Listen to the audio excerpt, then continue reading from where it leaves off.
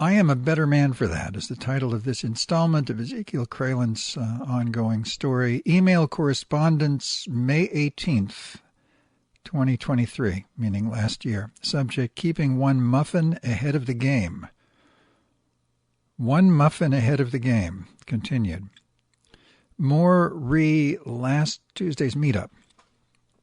Heimdall, the Viking dude, showed off his elegant tapestry he had folded up in his cart of thin off-white cloth with a rough texture. It featured a large dark blue silhouette of an elephant bordered in triangular and square blocks of solid green and orange. As soon as I get my apartment, he boasted, I'm going to frame this and hang it up.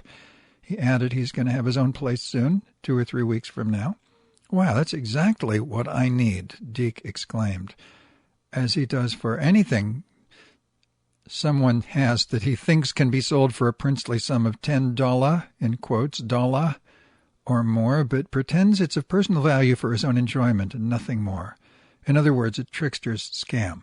But Heimdall saw through that. He said, no, I'm keeping it, and tucked it back away. Good for him. But let's ponder upon the image on that tapestry for a moment, Watson, signifying perhaps another greeting by Ganesha waving right in front of my face, the Hindu elephant god known as the remover of all obstacles, who previously paid me a visit through an elephant idol Deke showed me one day many moons ago. At least that's how this devout pilgrim likes to see it, considering all the obstacles I've recently overcome. I like this new Deke. He brings up interesting and important topics without my goading him. That night he asked about the trans person who was recently executed by a Walgreens security guard. I didn't get to see the video, he exclaimed. Did she do anything to anger the guard? Not really, I replied. He grabbed her first. She pushed him away, and then suddenly he threw her down to the ground and beat the devil out of her. She then got up and, upon exiting, turned to him and hollered something. Then just when she was about to turn around and leave for good, he shot her in the chest. Long story short, Deke agreed what the guard did was downright evil, as was the judge's decision to declare him innocent of any wrongdoing. But neither judge nor guard will get away with it in the long run, I concluded. They're cool as cucumbers right now, but you just wait and see how fate turns against them a little further down the line. Justice will have its way. The timing of Cortez's rent checkup. Like all the other situations of critical import in my world these past several years and their resolution, the timing is spot on. More like a script than anything that occurs in real life, which is inevitably sloppy, convoluted, and loose-ended, although at this point in my trail of adventures and mishaps, I wonder if real life was ever a thing at all. I'm so far removed from what most folks call reality, I can't even grok Saturday Night Live anymore, but maybe that's because they jumped the shark when Elon Musk hosted the show back in May of 2021. Be that as it may, my point timing in this latest adventure is explained herein.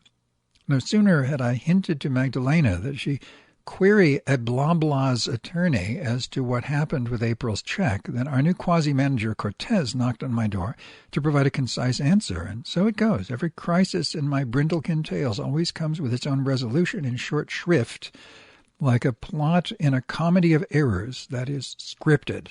As for my decision to slip my April-May rent check under Mr. Garciak's door, it didn't come easy, as much deliberation preceded that history-making act of courage. The urge to do so first stirred while hovel and finishing my evening sup last night.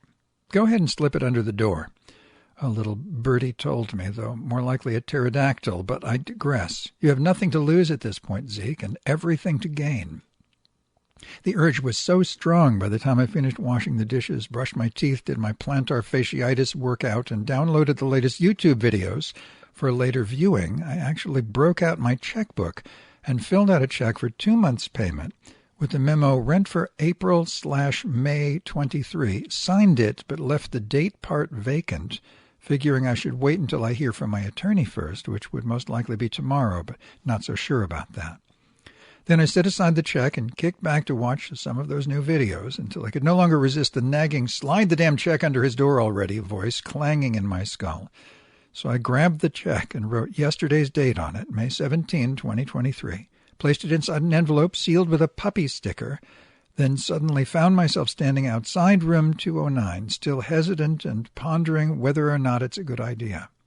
I forgot my camera, I thought. Should I go back and retrieve it? Is it absolutely necessary? Do not the good words of devilishly handsome Cortez count for anything, along with Victor as my witness? Would this not be a profound act of good faith in a young buck obviously proud of this new responsibility, that my thrusting this check under his door with but little resistance be like a rocket's ejaculation into space that would send him off to the stars? Wouldn't I feel good about that? Wouldn't he feel good about that? Wouldn't we both feel orgasmically relieved of this long-tumescent tension spurred by an unresolved issue building up within the loins of our passionate itch to work things out amicably? Or would my continued resistance be a more responsible way to handle this mishap, though droolingly succulent Cortez be blameless? Well, Watson, I stood there for several minutes while these thoughts bounced around in my cranium, but finally it all came to a head, whereupon I bent down toward the foot of the door to force the envelope through that narrow slit, which to my boundless ecstasy was sufficiently tight, but not overly so, for it provided just enough pressure to coyly resist for a few savory moments before I could thrust it all the way inside, as far as it could possibly go, without actually fusing the two of us into one being of pure bliss, Dor and Zeke.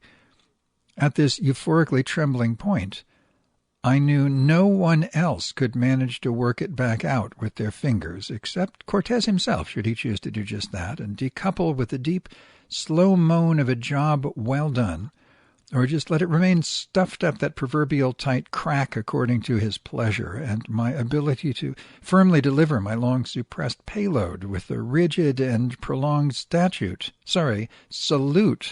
of a decorated war veteran obedient to his sergeant, pumping wads and wads of utmost devotion like a gushing fire hose let loose and out of control. In sum, it felt good to put my thrust in the budding lad, and so I returned to my room a better man for that, and hornier to boot. Bang mark at the end of that, to be continued.